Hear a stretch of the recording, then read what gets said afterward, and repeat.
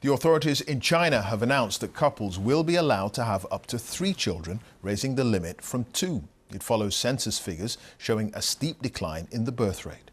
5 years ago, the Chinese Communist Party had to abandon its one-child policy for the nation implemented in 1976, which aimed to limit population growth. With more, here's our China correspondent, John Sudworth. The announcement may have looked a little mundane, but the news was momentous. Chinese women can now have 3 children. For decades, China's one-child policy was brutally enforced, with millions of involuntary sterilizations and abortions.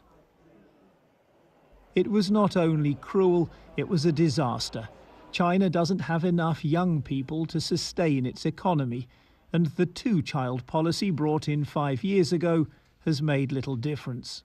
I think the concept of the one-child policy... Mei Fong, the author of a book about China's birth control policy, says the latest change doesn't go far enough.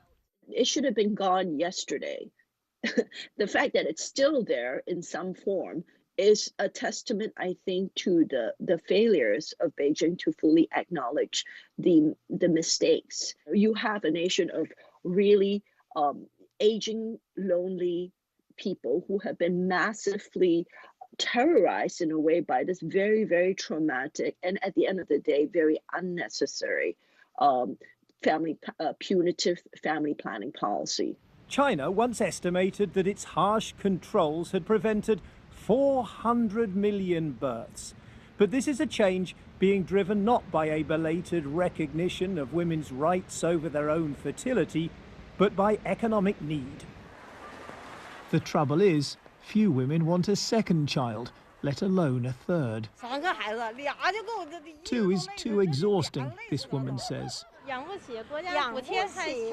We can't afford it, these women say. The government subsidies are not enough. This straw poll by China's official news agency says it all. Enthusiasm for a third child saw more than 1,000 votes. But those completely ruling it out, 28,000. The survey was deleted before it got any worse. And while the policy's being relaxed across most of the country, in Xinjiang there's evidence the controls are getting tougher, with a dramatic drop-off in Uyghur birth rates, a decline China insists that's entirely voluntary. John Sudworth, BBC News, Taipei.